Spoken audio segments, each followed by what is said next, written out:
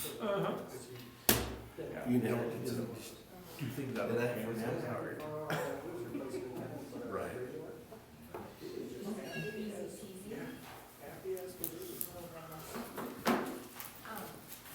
I just umbrella. In my report tonight, there's a part about that we have jumpstart training coming on Thursday, or Wednesday at the library. And I wanna make sure that you guys have an open invitation to stop down anytime from 10 to 3, just to say hi, see how things are going on Wednesday at the jumpstart. We've got 10 area libraries with a total of 12 ladies coming in. Oh, and one sir. There's one sir. Lyle from Parkston is coming. Wednesday, So, that is. Wednesday from 10 to 3. Yep. So I just wanted to 10 to 3? 10 to 3. Thank you. That's what you could work. Yeah. Sorry. No, that's fine. Well, if you worked in town and had lunch, you could always, but anyways, yeah. All right.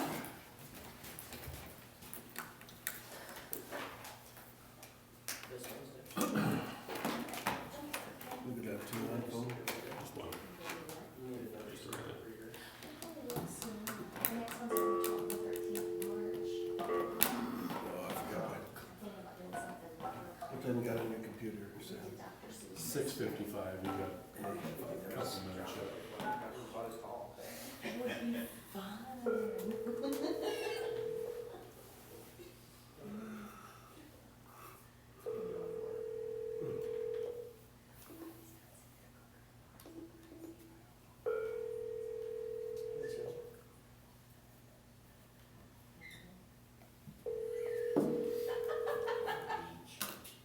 He's on a beach somewhere.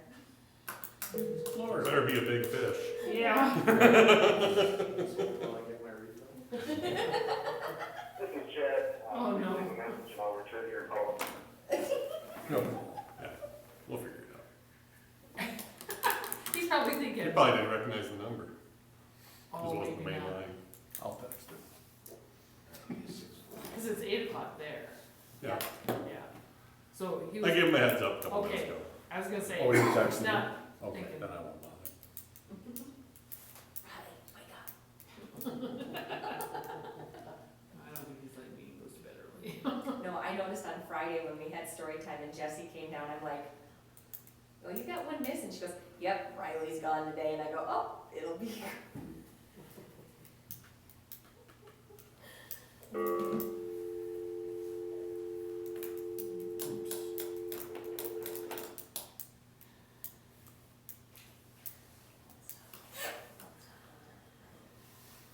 If he doesn't, we'll just have a short meeting.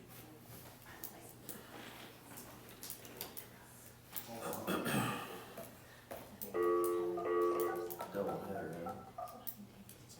All right. Why not? We got 15 others of them.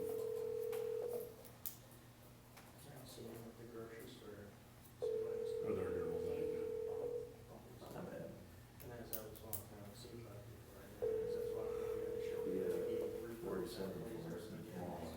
What's that? We have 47 for us. What is it? Hello, this is Chad. Jan! Hey, Chad. Hey. We're starting in a few minutes. Alright, I'll go get my headphones on and get logged in. Sounds good. There's two of them. There's two. The shorter, stockier one, she's the older one. Yeah. Okay. So she must be a senior. Think so. Junior, so.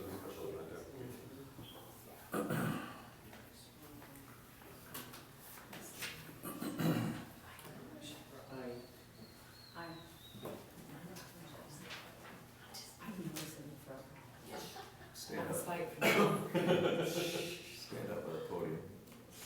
what? Stand up to the podium. You know, when I'm at school board meetings, like if I have to talk on Darren's behalf, Chad like gives me a hard time because I hate talking in front of people, and so they just make it even worse. Like I leave home and I was just antagonized by my husband and I go to work with those two and it's.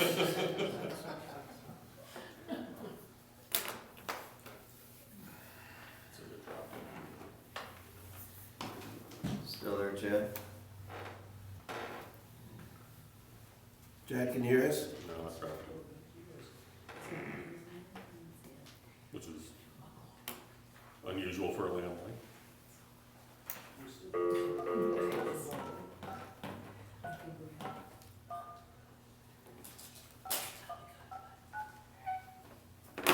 They have a number memorized. Did you see that Barely. Dell's was 15 of 17 for 3.78? Is this better? Yep, can you good? I sat by Lisa. Sam, how much time? Oh, did ya? He said never. Tell him if it drops again, just to call my cell phone and we'll. That, he said that's just an anomaly. Oh, yeah? 15 out of 7. 15 out of 7? Nobody They're- says that. Their 6'9" kid hit full. I heard Yeah, stay on top of the keys. I was like, he can't make those all night. He did. Of the session, I pledge allegiance to the flag of the United States of America and to the republic for which it stands, one nation, under God, indivisible, with liberty and justice for all. Thank you all for coming. Any additions to the agenda? Hearing none, I'd ask for a motion for approval. So moved. Second. Chad Wolf, Sam, all in favor, say aye. Wait for the pause. Thank you. Public hearing on City of Lennox subdivision regulations. Mayor, I'm gonna suggest we delay this for just a few minutes. Mitch Bergen is not here yet, he's on his way from Hartford. So if we could move to visitors and consent agenda, and we'll just follow until Mitch arrives. Okay. Acceptable. Visitors to be heard? Hearing none, we will move on. Consent agenda. Motion to approve. Second. Motion Chad Wolf, second Jackson. Because it's got claims in it, I'm gonna do roll call. Chad Wolf? Aye. Sam? Aye. Chad Riley? Aye. Jackson? Aye. Motion approved 4-0. Ordinance 605, sexually oriented businesses. When we were at Planning and Zoning Commission meeting, they had a very interesting hearing on a social club that had overtones, and given that, Nate reviewed our ordinance, or our ordinance to look at what we needed to do to prevent such a place coming here, or to put on the proper guidance. So go ahead, Nate. Thank you, Mayor. Again, this is stemming from a conditional use permit that came in front of the Lincoln County Planning Commission. It was for a different type of sexually oriented business that we haven't really seen here yet, and wouldn't have fit neatly under our current ordinances. And since it didn't fit neatly under those ordinances, the restrictions that typically would have applied in terms of location didn't apply. So this is simply going above and beyond what was in that language before, to restrict it to define this type of business as a sexually oriented business. You'll see in your memo, I wrote that no changes have been made to the ordinance following the first reading. I did notice this afternoon that the heading for the ordinance, the formatting hadn't changed, or the prior use hadn't changed, so I deleted that and simply left it at that. So the actual ordinance did not change, but the heading, I deleted that this afternoon. That will be the topic that is the option that is adopted tonight. Okay. Second reading, so we'll need a motion in a second. So moved. Chad Wolf, Second. Sam, any discussion?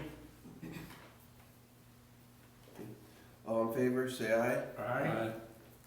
Aye. Opposed, same sign. Motion carries. Water tower lease agreement with Lincoln County. Thank you, Mayor. This has been up in front of us for a couple weeks now.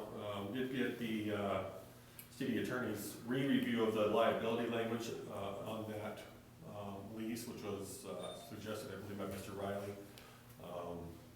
City attorney felt that the liability language was sufficient to cover the city, and recommend approval of the lease agreement with Lincoln County.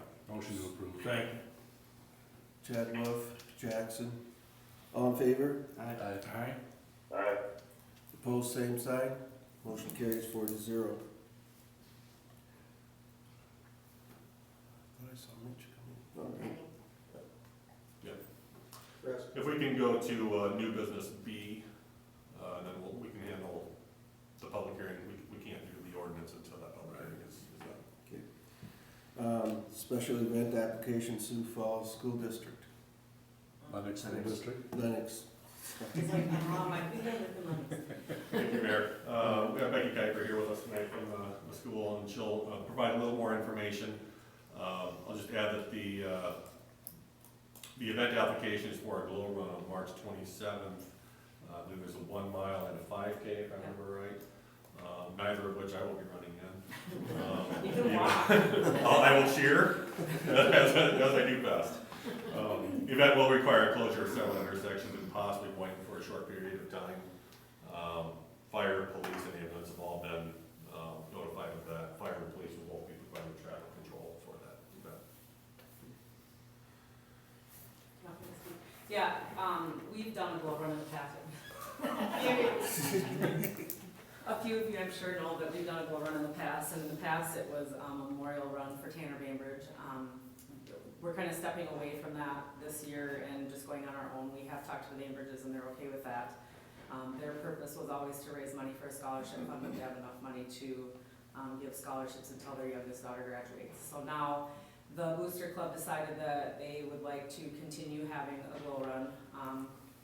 There was some fundraising issues, I guess you would say, at school earlier this year, and so we kind of took a break and decided not to do the glow run in the fall. That's all been resolved, and we did get permission from Mr. Conway to have the glow run this spring. We wanted to do the glow run before track season technically got underway. It's not a time race, so it's considered a fun run, so kids who are track runners should be able to participate in that and still follow their high school activity association rules. And it's just a fundraiser for the Booster Club.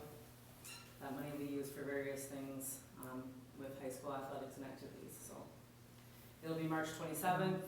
The plan is to start at 7:30. We think it should be about dark by then. It is a glow run, so we do want it to be dark out. That is why we really definitely need intersections blocked off by police and firemen. I talked to Nathan Strasser at the crosswalk the other day. He said he was looking forward to it, so it sounds like he's on board. The route is what it's been in the past. I don't know, a couple of you maybe know what it is, but it'll just start over by the intermediate school. It goes all the way down Elm to Boynton, down Boynton to the bike path, down the bike path, all the way to 44, and then back to Elm, and then back to the school again. That's the 5K, and then the 1 mile runs a 1 mile loop through town, I think down Main Street and back to the school, so. Motion approved. Chad, Second. Jackson, discussion. All in favor? Aye. Aye. Thanks.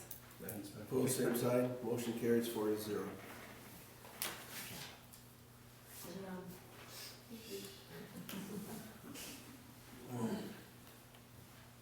So are we on Mitch now? Yes, public hearing, and then let's close the public hearing. We'll do the first reading of that. We got Chad on the phone? Yep.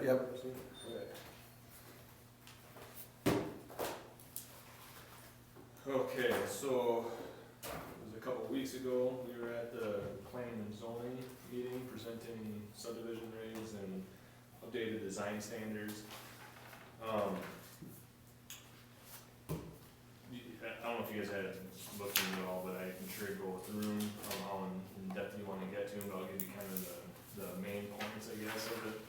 Right now you have subdivision regulations in place that are a little, outdated by maybe today's standards. So with these regulations have been written from scratch. We actually wrote them for Harrisburg 3 years ago, and we implemented them in Hartford now too, about a year ago, and they seem to be working pretty well there. But if you want to open up a little bit to these, I like to just go through the table of contents just to give you kind of an idea of what all these chapters are and what it involves. But Article 1 is the general provisions, and that's going to lay out kind of the purpose of this subdivision reg, because this is really a regulation for people to subdivide land. So the overall goal of this regulation is to give a developer or a subdivider, a landowner, a means to subdivide their property.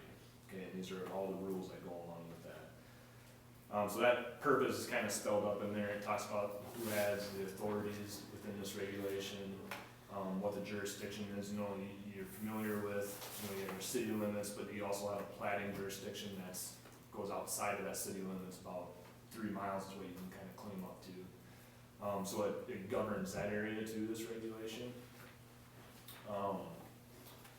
Once you get past that first article, the second article is the subdivision approval process. And this is pretty similar to what you have in place now, where right now you have you require a concept plan for a developer to deliver to you to review. From there you have them submit a preliminary plan, which is an engineering document, and that's the document that gets approved by planning and zoning, gets approved by council and city staff. That's kind of the official document. And then we have what we call engineering submittals, which are a lot of the engineering that comes after the preliminary plan. So it's going to be drainage calcs, traffic impact studies if need be, those types of things. And those are simply approved administratively when you really get into this. So those engineering submittals don't necessarily come back to you as a board. They just come to staff, and staff looks through them and approves them, as long as they meet the intent of the preliminary plan. Once they have their engineering submittals approved, then they're able to go to the plat and submit that plat for review. You know, there's still state statutes that govern what that plat has to look like. You know, it has to meet all the standards that the county requires and those types of things. So that's kind of the general procedure of the document. Okay. Article 3 is what is required with the plat. So we call it the plat criteria, and when you go into that, it's going to list a lot of those state statutes that say you have to have certain signatures on there. You have to show bearings and angles of all the property lines being subdivided, that type of information. Article 4 is the general requirements. This is probably some of the newer sections that got brought into the regulation. And that first 4.1 is what we call assurances. So the developers, one new step to the process is that they're going to have to sign subdivision construction agreement, we call it. Okay, so that's basically going to give you some reassurance that the developer's going to come in, he's going to submit a plat, and you're going to say, okay, you can go build these streets, because you're eventually going to take them over for maintenance. And you want to make sure that once he starts that project, there's another entity there that will finish the project in case that developer, financially can't finish that project.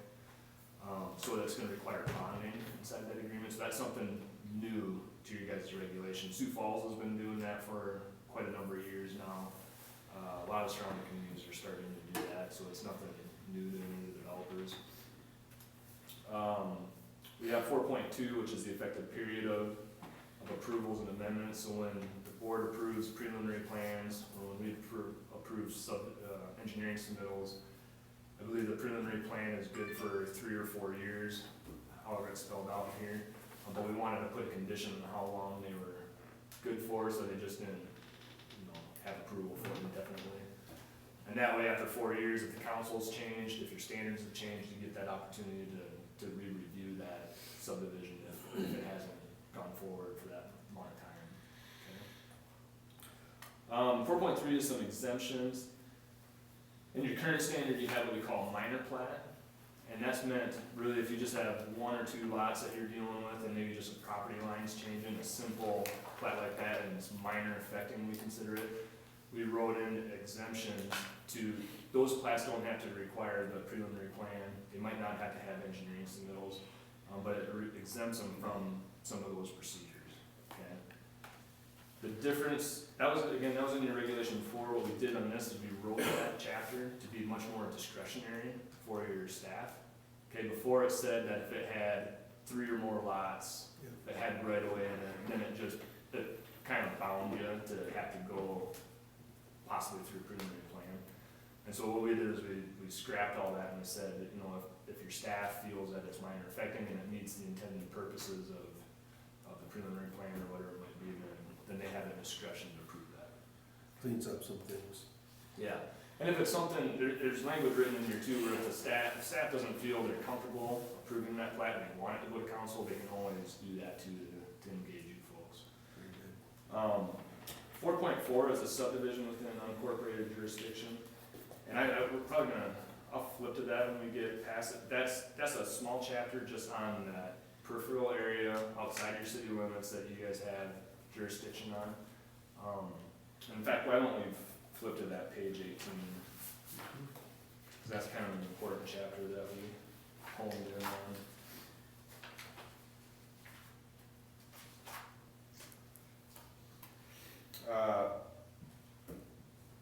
So what this does is, you guys have a comprehensive plan that shows this jurisdictional area. It's been approved by the county.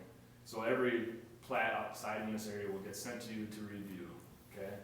There's a couple things that state law requires on those plats. Those plats can't be approved administratively, for one, so they have to come to the planning and zoning board, and then they have to come to you folks, the board. Okay, so that's one difference when we get a plat like that. When we do receive a plat like that, you guys are able to look at that, and the wrote language in here where if we feel it's premature or urban services aren't available, you have the ability to deny that plat, okay? If you look at your comp plan and how that's laid out, it really discourages, premature development. Yep. And so we're trying to write that same practice into this regulation, okay? Kind of prevent dead spots in the future. Yep, and we just wanna make sure that, we wanna have that. Oh, and one thing too, if there was a subdivision, a plat outside an area that you are gonna approve, we're gonna require a pre-annexation agreement. Okay, so this regulation requires Right. pre-annexation with that, okay?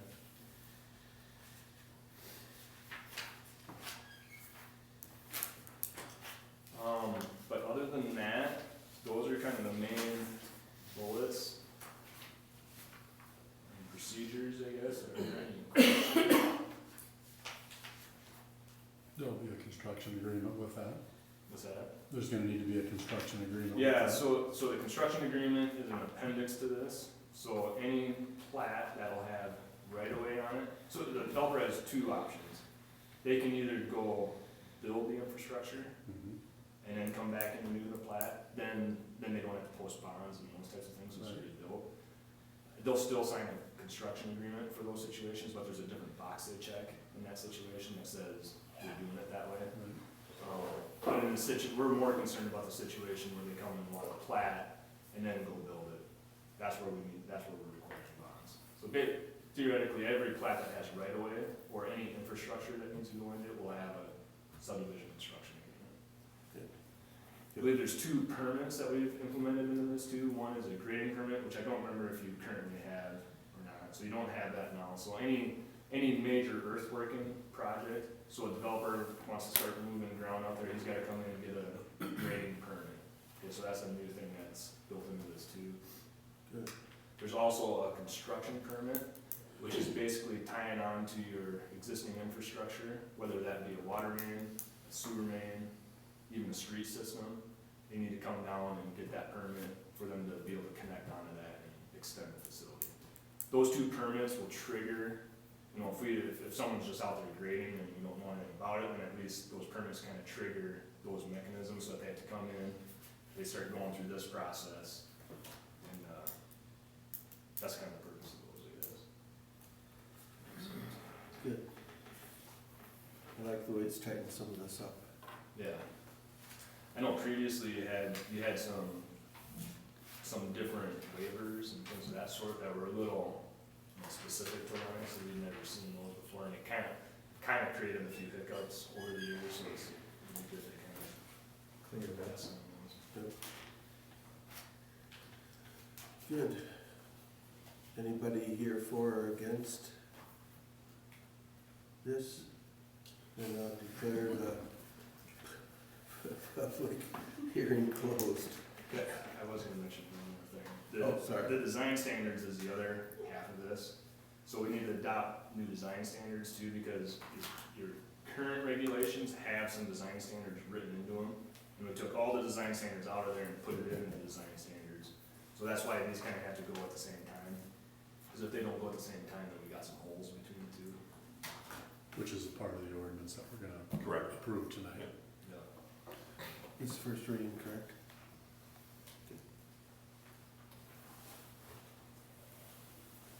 I don't believe I went through the design standards. I might subject myself to that later on. Oofda. Most of the design standards are already being used in practice. Yeah, So they're- If you would look at, you know, the design and construction on Central Basin 2 and 3, you'd see most of this already incorporated. Yeah. And the different, right now, your design standards simply take Sioux Falls's and slap your name on there. That's basically what they're, how they're structured. And we've just learned over the years that smaller towns, they're not all the stuff that's in Sioux Falls standards apply. And so we've been recommending just having your own to a lot of communities we represent. Okay. Is that it? Yep. All right. So, having no input from the public, I declare the public hearing closed.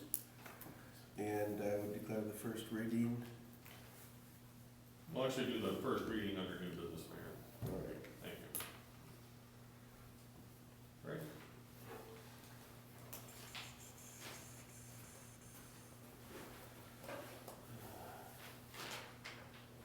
So then we're gonna go down to commercial garbage. 6A. 6A. Ordinance. Okay, yep. Adopted subdivision regulations, ordinance 607. Fairly straightforward ordinance here. I didn't prepare a memo on this one. It simply adopts the subdivision regulations and engineering design standards as presented tonight during the public hearing. So when this is entered into our books, it'll reference that. We'll have a proper reference for that.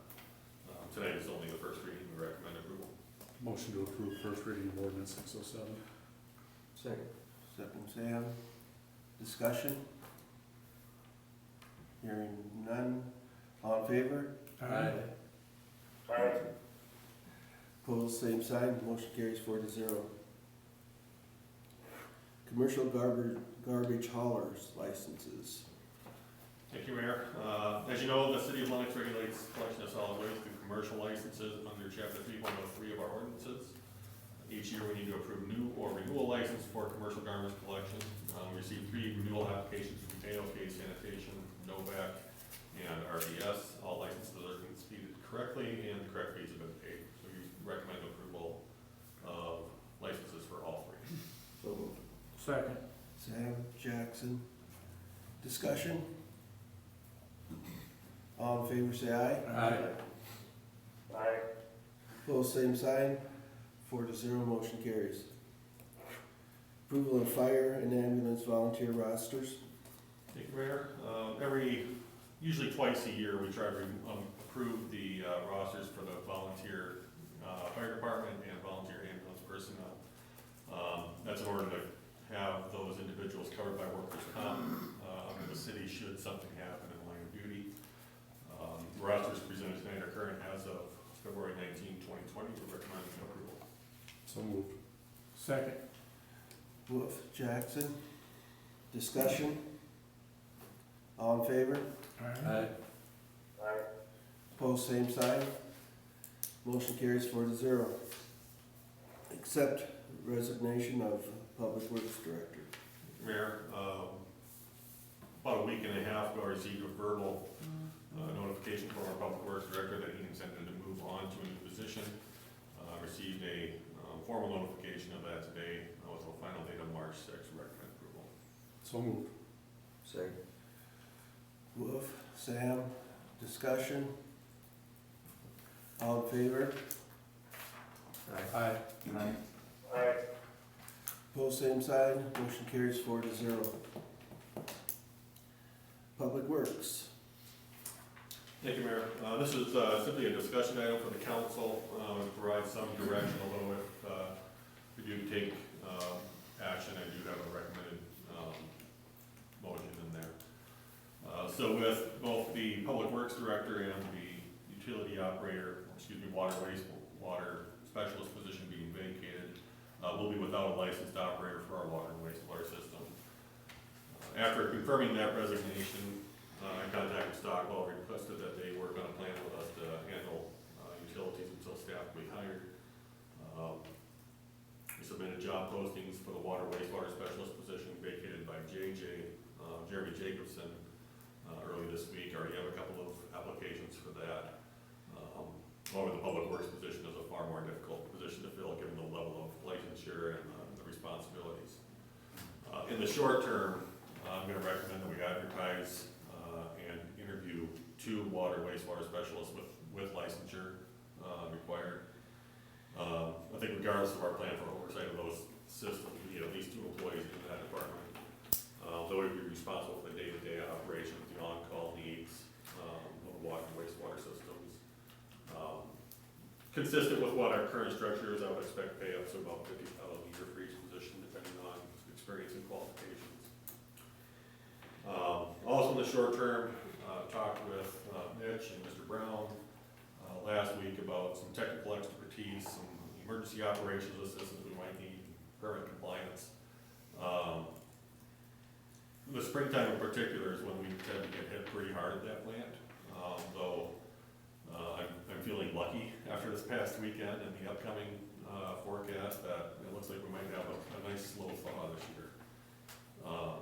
But we need to have a way to respond to emergencies in the meantime. To have, what we'll have left is Darren, Brian, and next week we have Luis coming on board in Public Works. In terms of knowing where water shutoffs are, knowing where, what valves need to be turned and when, if there's a water break, those kinds of things. I want to be able to rely on Stockwell for that immediate expertise when it's needed. They're already working on gathering some information on our permit, providing some of that additional guidance for testing and sampling. Brian Lathrop has been down at the wastewater plant, I think all day today, if I remember correctly, running tests, doing some of the sampling, so feel confident that he's going to be able to handle some of that. Darren will also be down there handling some of that. One thing I don't have in here, and if this is something that council wishes to discuss, I'll suggest we go into executive session.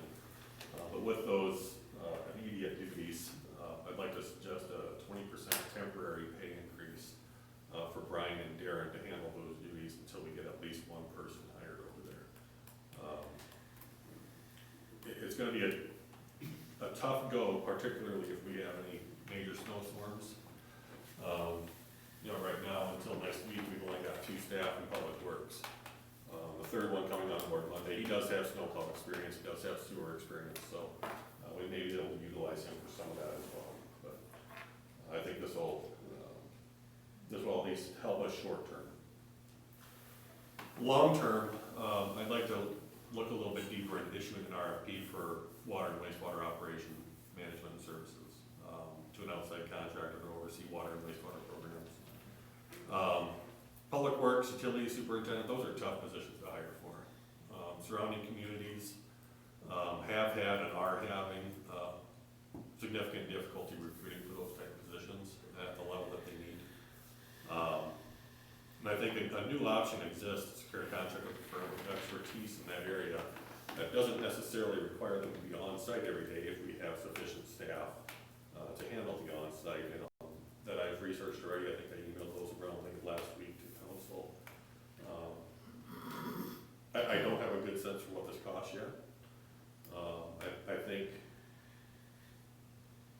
there's no harm in exploring this and trying to find out what, if anything, we could do separate from what we've already done.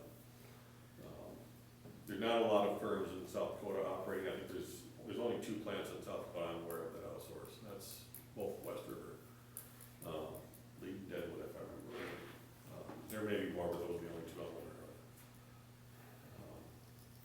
Yeah, we do have the option of hiring that utility superintendent position again and changing that back to the old structure. I don't think that's necessarily a bad idea. I just think it could take us quite some time to recruit that position. Does our engineering firm have somebody that could come in and do this? to assist Yeah, us? I mean, we don't have anybody that's certified right now, we're actually working on adding to our staff to bring in someone that might be certified. But you do have a 6-month grace period on your permit, on your discharge permit, so you got some time to find that person and get someone involved. But we sure have adequate staff that know the sampling procedures and can get familiar with that and help you guys with that part of it. We need somebody to run the license under, Yeah. correct? Yeah. I think the biggest concern is emergencies, whether that's a water break or, you know, the sewage backup, something along those lines, but also permit compliance. Well, we know that there are areas of that permit that certain times of the year we may be out of compliance anyway, the BOD and a few other things. But we still have a responsibility to get as close as we can to full compliance, regardless. What level do they have to have and what all certifications do they have to have to do what we need? Have to have a at level 7? three. Level three, class 3 collection, distribution, and treatment. So there's two licenses on both water and wastewater side. The application I got today, has a class 2 equivalent in Minnesota, and there's reciprocity there. I think they'd be able to sit for the class 3 test, if not immediately, relatively quick. But again, that's one They have a application. time of service in there. We explored that option several years ago. I think it bears looking at again, just to get the cost and total spectrum of that in, and see what it would cost us and compare what it would cost. Problem with having this, the level 3 and cert is the competition for it is pretty intense. Yes. If we outsource, the competition won't be as intense for that. What do they have to have just to collect samples? One. Just one? Yeah, just a class 1. But they have to have somebody that signs So off. we're trying to get 2 of those, right? 2 guys? I would like a couple of class 2s if we could. Yeah. But don't we have to have a class 3 run our plant? You have to have a class 3 to oversee everything. That's what he's talking about, outsourcing like the class 3 The portion. class 3 can sign off on the stuff that. All the submissions, all the tests. That's what we need to do All that. reports. So at this point, it's really just doing some homework, but I didn't want to go shopping without having some direction from the council to do so. I expect that once we put this out there,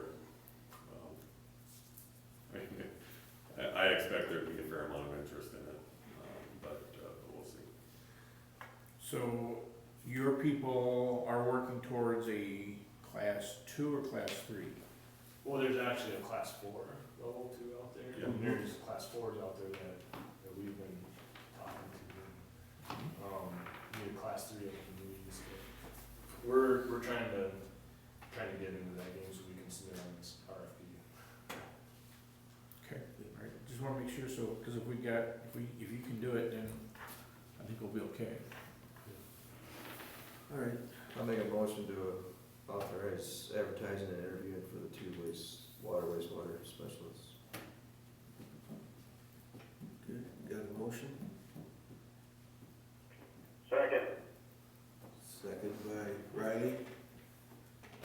Discussion? I would like, I don't wanna, Sam made his motion, but I think we should look at all, I agree with him, we should do that, but I think we should give Nate the authority to look at outsourcing some of this stuff too. That's part of this. too. Okay. He's got another motion here that The second motion. Oh, the second motion, yeah, okay, I didn't see that, sorry. Yep, but that's a good point. Any further discussion? Okay, all in favor? Alright, Aye. Opposed, same sign. Motion carries 5-0 as Billy has joined us. Then I make a motion to have Nate prepare an RFP for water, wastewater operations. second. Second. Chad, what beat you, Chad Riley? All right, discussion? All in favor? Alright, Aye. Motion carries 5-0. last motion, I would recommend if the council wishes, otherwise we go into executive for discussion, is to increase temporarily the paper grind rate for the dairy knuckles. Is there a need? Motion to approve. Second. Jackson and Sam, all in favor? Aye. Aye. Opposed, same sign. Motion carries. Okay.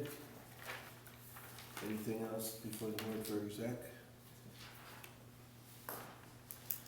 We're gonna have a motion to adjourn.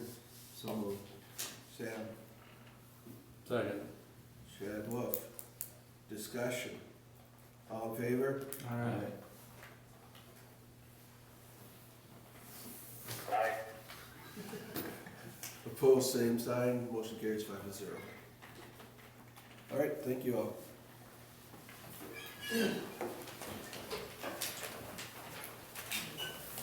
Thanks, Riley.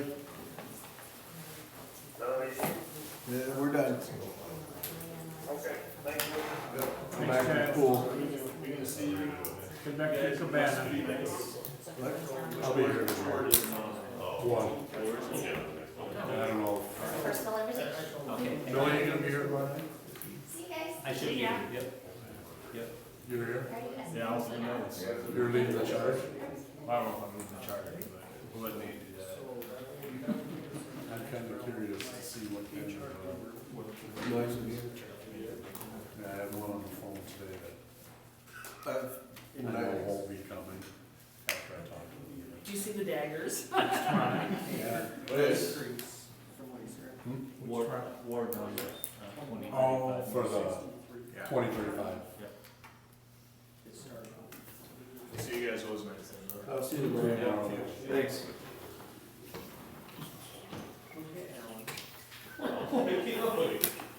Nate, you want Nate, you want the camera off? Oh, thank you. You didn't get Mid-American, did you? I